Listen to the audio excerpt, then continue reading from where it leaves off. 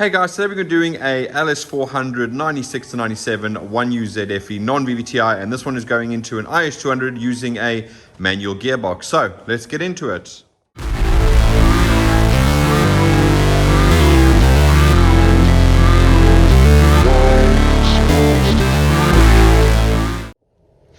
Right guys, as I said, this is going to be a 96 to 97 LS400 non-VVT-i 1UZ going into an IS200. Now, this one is a little bit unique. It's an actually harness we did back in 2019 that the customer wanted for a GX110. So we've had it back in just to adapt it to work now with an IS200 and done the new gearbox section for it. Just a heads up, Glastonbury Music Festival is about a mile or two down that way. So if you guys do hear some music in the background, it's just Glastonbury Festival. But obviously being so close, we can hear quite a lot of it. But anyway, so there's not going to be any build photos in this one because we did the harness way back in 2019. We've only just changed a couple of things in the ECU box and added some gearbox stuff on, so there's not really much to show there. So what we'll do today is we'll jump into what we normally do, and that is what we're going to be doing in the video. So first of all, we're going to go through the layout. Obviously, the customer will be quite aware of exactly how it goes because he's had it for quite some time now. I'll go through with you guys because this is actually an old harness that we repurposed, not a brand new one. So if we haven't seen these in a long time, and actually going through where the layout is of those. Then what we're going to do is go into the testing, and that's going to involve just the ignition on and the engine running itself. So to start with, let's pop over here to the ECU box and let's take a look over here. So as per normal, we've got our little patch harness here, which interfaces with the two body plugs from the IS200. We then have the 4 ECU connectors over there, really nice and simple, all unique, so you can't plug them into the wrong place. Obviously, we can reuse his one from the GX110 because that originally had a 1G-FE, I think, originally. So this all works as it should. Then we have our 3 body plugs. That's this blue one over here. This one should usually be gray, but this is blue. And this one should be black, but this is white. But again, these are all 3 unique plugs, so you can't plug them into the wrong place. So no need to worry about having differing colors over there. Not a drama at all. Okay, so that is the entire ECU box layout. It's really nice and simple. 4 ECU plugs, 3 body plugs, and this resin that interfaces with the 2 existing plugs that are already there, and your little device over here which translates the analog data to MPX for the cluster to work. Once we've gone from there, we then go into our grommet, which pops out over there. And in this case, because it was a very old harness that we actually reused the original one, it's going to pop all the way around here, come back up to an existing rubber, and then we're going to have a black piece of plastic at the back here, and this stretches across the entire back of the engine. There's only a few mounting points, I think 2 in total. One is going to be over here where you see I've just got a bolt sort of half done in, and there's another bolt over there. So that's the piece of plastic that runs across the back over there. Popping out the front over here, we're then going to have the harness section that runs along there, and that's got the injector plugs in. So again, you're going to have injector. Remember, this is the left bank, so we've got 1, 3, 5, and 7. The right bank's got 2, 4, 6, and 8. Right, so we've got injector 7, injector 5, injector 3, and injector 1. Now in this one, obviously, we still have the older diagnosis port because it has a couple of things in there that you can use. You'll see here back in 2019, we used to just add on the bit for the oil pressure switch, and that runs all the way down the front over there and pops down to the oil pressure switch, which is at the back over there. Okay. Now, on your standard 1UZ non-VVT-i harness, remember the ones that we rebuild new, you don't have this particular setup, but on your standard one, you have a different front harness section that runs all the way down the front here. It goes to the cam sensor underneath there, and it goes down here to the cam sensor here, to the coil over there, and the crank sensor down there. So in this case, the customer didn't send us because it is quite complicated to get out. And so what I've done is I've just made a temporary harness here. So you can see I'm just connecting everything up over there, and it interfaces with the 2 plugs that would normally be over there. Now, the customer in this case is going to have his front harness section already on the engine, and he's going to have 2 plugs here with the 2-pin and the 6-pin, and they're just going to go directly into there. So remember, with the European ones, you have the 2-pin plug over here. With the Japanese ones, you have the 4-pin plug because that had the wiring for the solenoid for the cooling fan, which was a oil-powered cooling fan. So it had a solenoid on there to make it work. Basically like a power steering pump on there. So that's why you'll see that these pulleys at the front on Japanese ones are very, very different from the European ones. And I think the American ones as well, if I'm not mistaken. All right, so that's this over here. So let's pop back around to here, and you'll see just down at the bottom here, we have another section that pops out the bottom over there, okay? A couple of things coming out here. We have our earth strap that bolts onto there, which is an M8 hole over there. We then have the section that pops down over there, and that goes to our Lambda plug, which you can see just down there. Sorry, my gimbal thing is moving the phone weirdly. There's the Lambda plug over there. Remember, there's a heat shield over here, guys. Just make sure that you do actually put that heat shield back in. Otherwise, your plug's going to melt against the exhaust very, very quickly, as you can imagine. And lastly, this is a new section that we've built in now, and this is going to be our gearbox harness. So originally on the GX110, we only needed the reverse switch because there wasn't a need for a speed input from that particular vehicle. Because he's going to the IS200 now, we've put in a brand new section to run the entire gearbox. And in this case, it goes along down here. And you will see there we've got our reverse switch over there, and we've got our speed sensor plug over there. Again, so all standard J160, which is what he's running in the vehicle there. All right, I can probably carry on from the back over here. Right, so that's all that pops out over there. Really nice and simple. You'll see down here is his starter harness. So you'll have the main power cable for the starter, which goes onto the positive terminal of the battery over there. Really simple and straightforward. Then the other section pops up, and that then plugs in over here. And that's the plug for the knock sensors and the starter, because that's what's going underneath here. So what I'll do is I'll cut the photo to now to show you. So you'll see it goes underneath, it goes to the starter, then it goes to knock 1, then it goes to knock 2.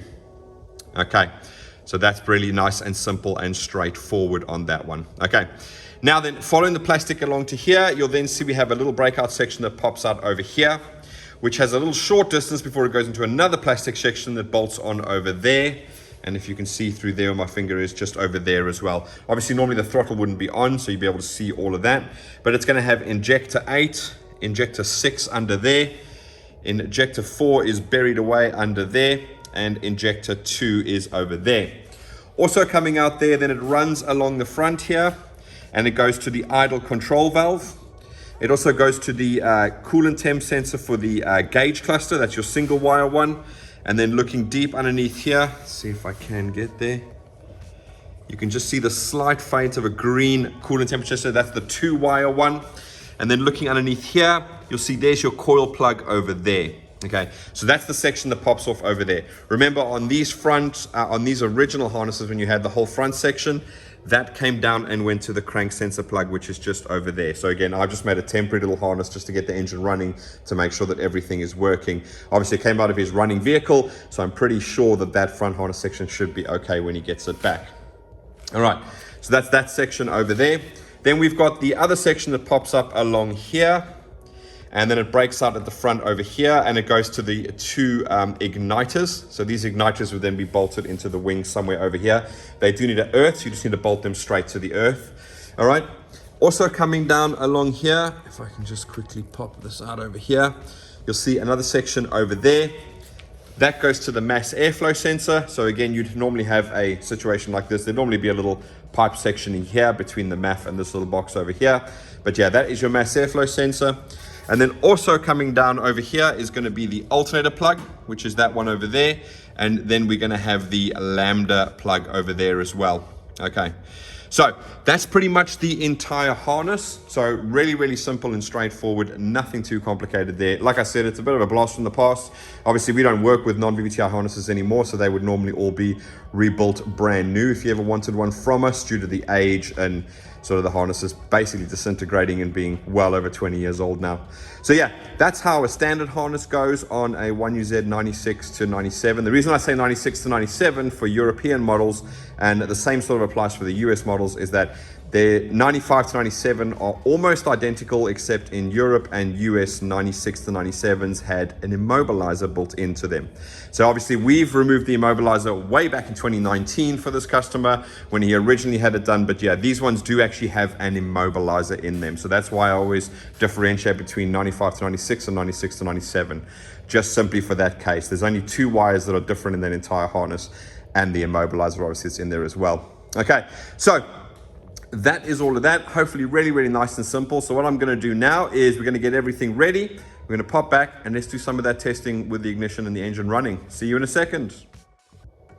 Right, guys, so we are back for the testing of the harness now. So again, as usual, it's going to be made up of 2 sections, one with the ignition on and one with the engine running. Okay, so first thing I'm going to do is we're going to go through the test with the ignition on and what we're going to test with the engine running, and then we're going to jump straight into the testing. So With the ignition on, the first test we're looking for is ambient temperature. Now, what that means is it's outside temperature. We're going to pop over to our climate control device here. We're going to see 18 degrees. Remember, that's going to display a constant 18 degrees. It's not sense, it's just to get rid of the annoying error or double lines that you usually get when you remove the IS200 ECU.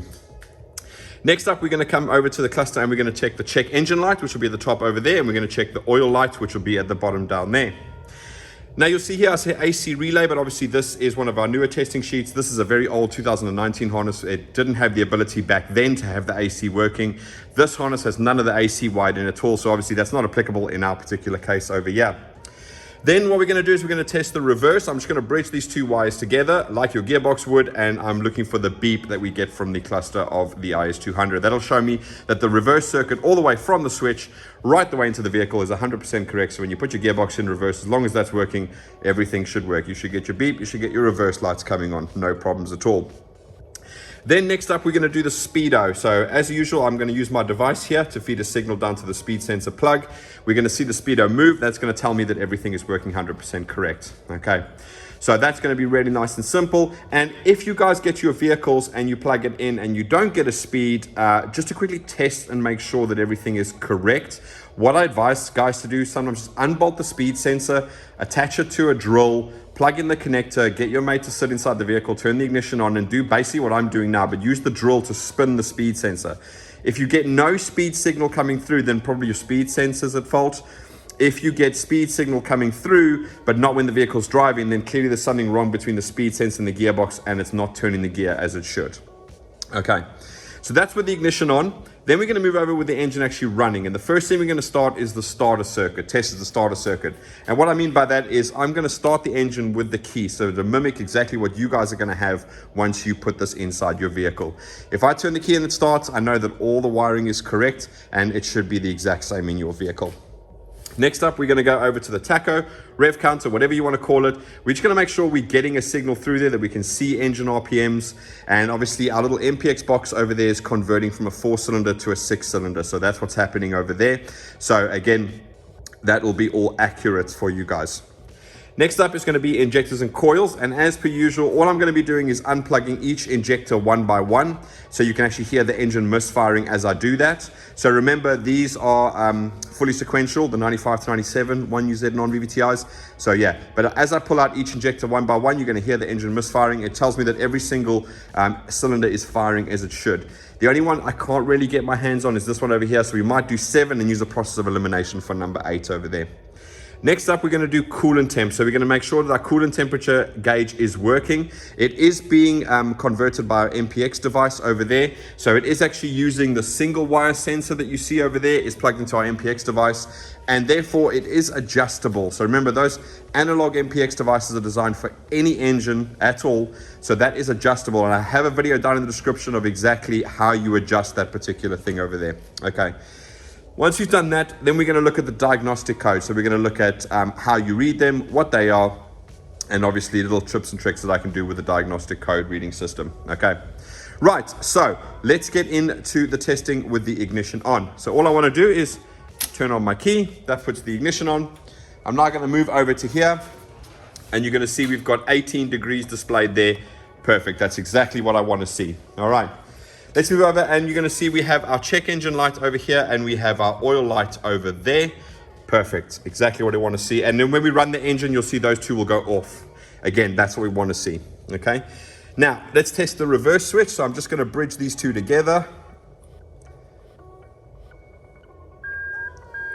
And there you go. You can hear that beep. So I know that the circuit all the way from the switch inside the car is 100% working as it should. Right, lastly, let's test the speedo. So I've got my little device here. So all I'm going to do now is I'm going to quickly put it into test mode so it outputs a test signal for us. So if you give me a second while I do that.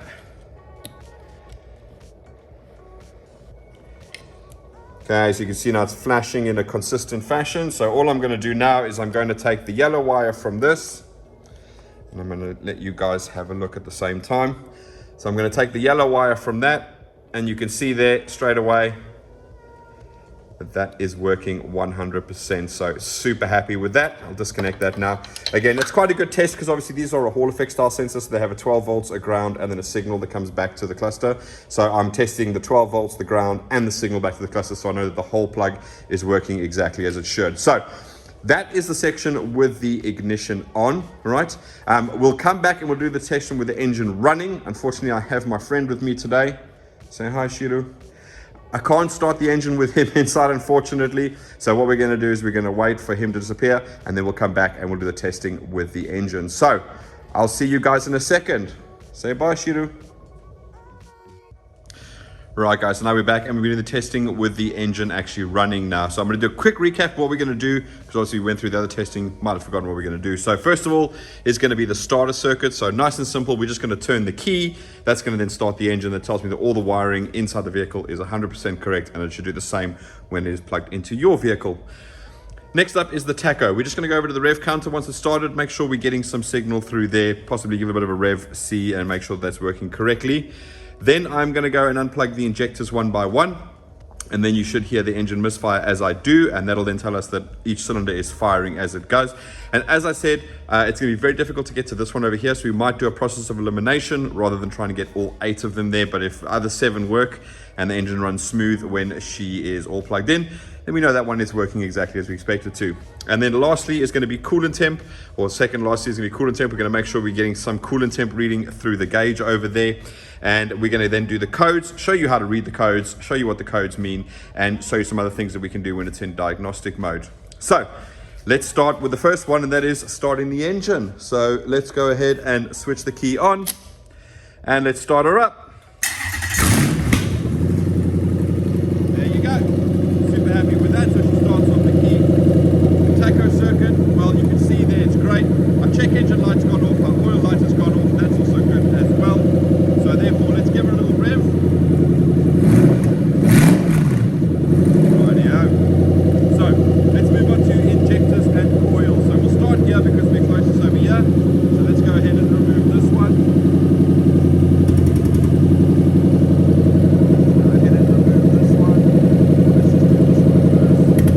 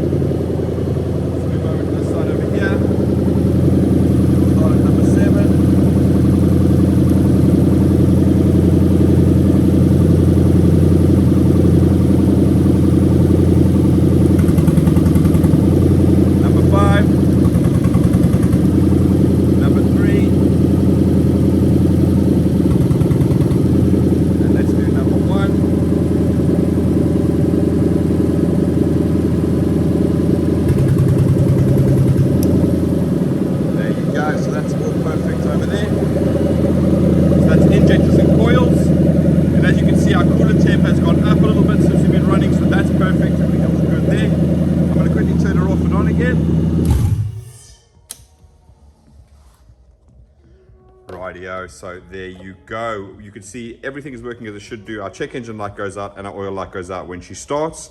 The alternator light is controlled by the MPX box, but it does only work when it picks up that the voltage drops quite low. So you may have seen it flicker on for a second when I cranked the engine because the voltage would have dropped down low enough for it to do so. But yeah, I do test that as part of that because I do get it to come on when we crank the engine. Right, so let's move on to the last section, which is the diagnostic codes, okay?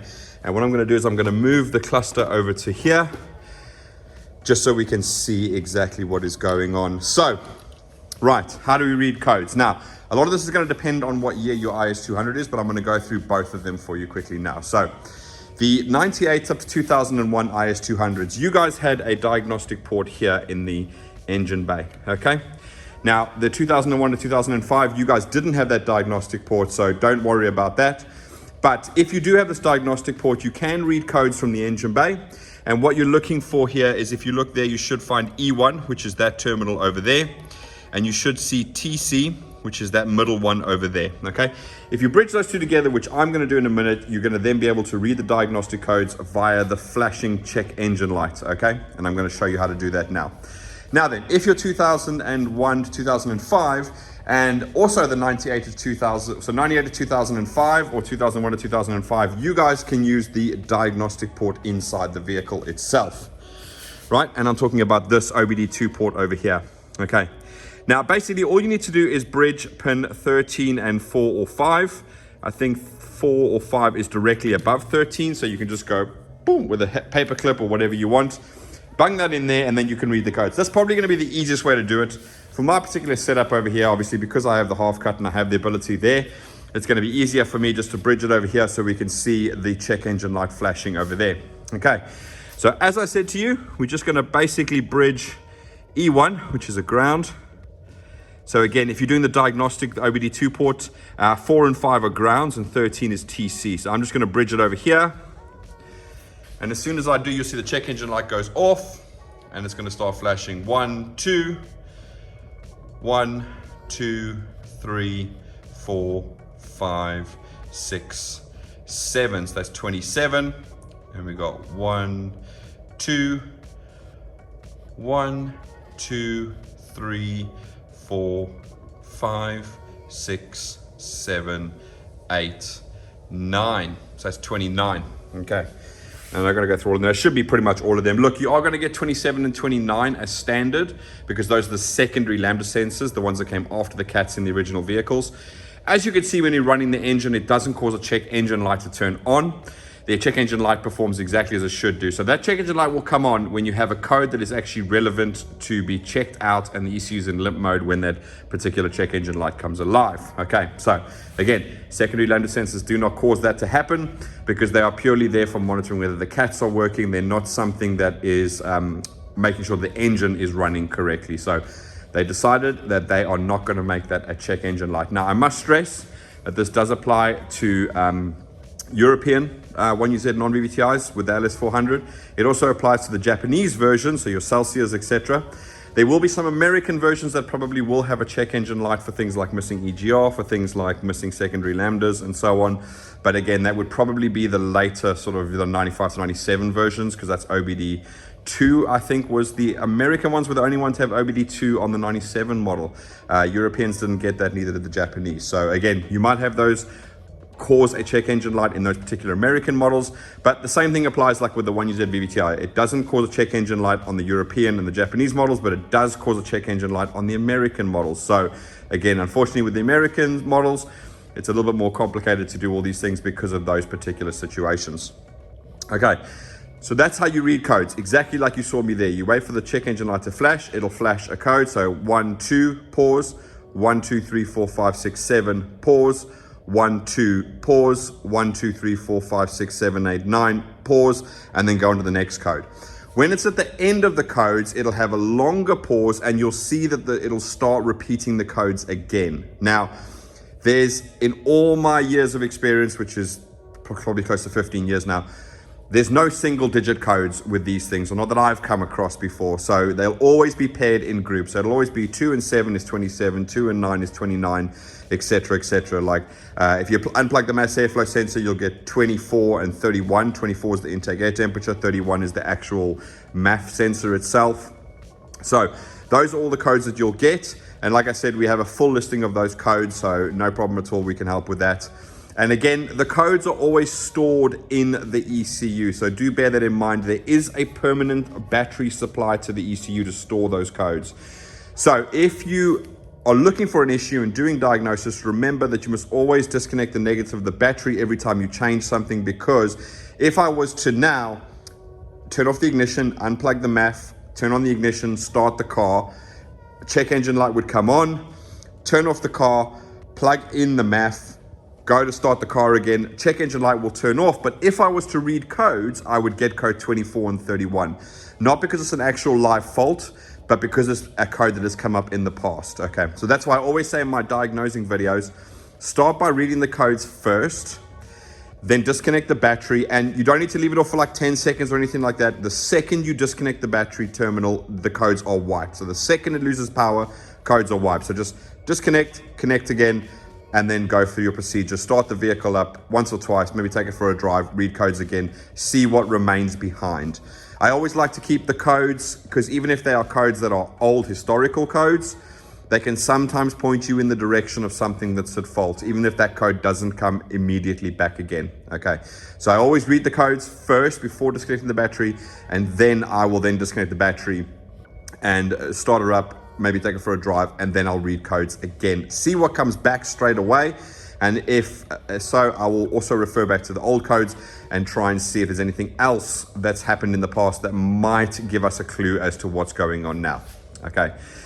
One other thing when you put it into diagnostic mode that's super important to remember is it does lock the engine at 10 degrees timing. And the reason it does that is so that you can check the timing on the engine based on what the ECU is saying and make sure that you are correct. So if you think that you've skipped a tooth or something on one of the cam gears, before you go ahead and start yanking everything apart to try and check the mechanical timing, you can basically just remove this one cover, put your lead around cylinder 1 spark plug wire, and coming over here you will see that you have got 0, 5, 10 and 15 degree timing marks, and on your crank pulley, I'll see if I can see where I've marked it here, and knowing my luck it's going to be all the way underneath there. Oh, it's hidden, this one. Let's have a look. Ah, there it is. You can see my white mark, but I've actually put some white paint in there so you can see it clearly when you're checking timing. But basically, you can bridge those two wires, get a timing line out, stick it on there, start the engine up and let it idle, and you should see 10 degrees of timing. If you're seeing like 12 or 13 or even, you know, a little bit more, then you know that your timing is out, so you can start pulling off your covers and you can start taking a look and seeing what the issue is by lining up the marks and seeing if everything is correct. Okay, just one caveat with that I'm sure most guys in the know are aware about is obviously these pulleys over here have a rubber interface between them because they're obviously dampening.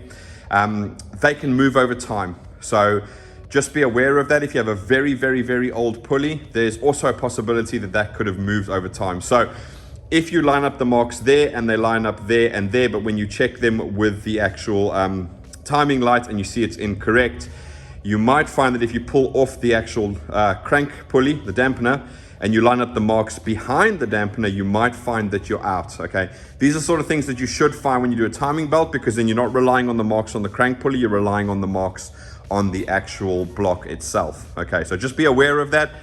It can happen.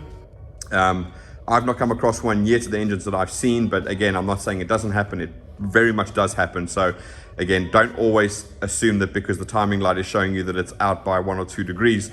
If you then line up all your timing marks and both of these are slightly out, then I'd probably be inclined to pull off that crank pulley and have a look behind there and line up the marks there and see if everything lines up. Okay.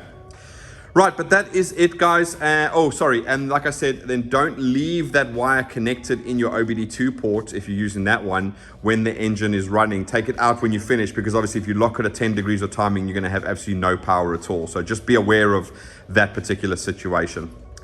But that is it, guys. Hopefully this has been helpful for everybody. If you have any questions, do feel free to ask. Again, we don't do setups like these anymore using the existing harness. We stopped doing that probably more than a year and a half ago now. So again, if you guys want a non-VVT-i harness, remember these are all built brand spanking new. So if you go through our other videos and you see like LS400 95 to 96 or LS400 92 to 94, you'll get a glimpse of what we do now currently when we build them all brand spanking new. So we make sure that all of the wires are 100% because they're new, and make sure we have absolutely no issues with old, crusty, corroded wires anymore.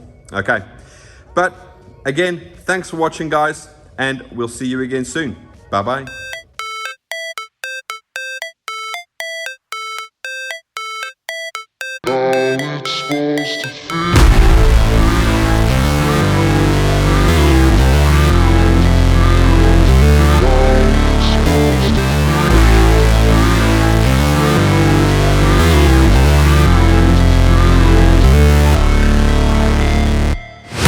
Never break, always fight, never quit, do it right, play the game, win it life, have no shame, there's no time, feel the pain, live the grind, I could change, in my mind, pick a lane, commit and climb, the only way to win it life. I never miss, that's fact. Taking big swings, put your hand to the bat. Put me in the ring, you'll go out in a bag. Cause I sing what I mean and I bring it to the mad light.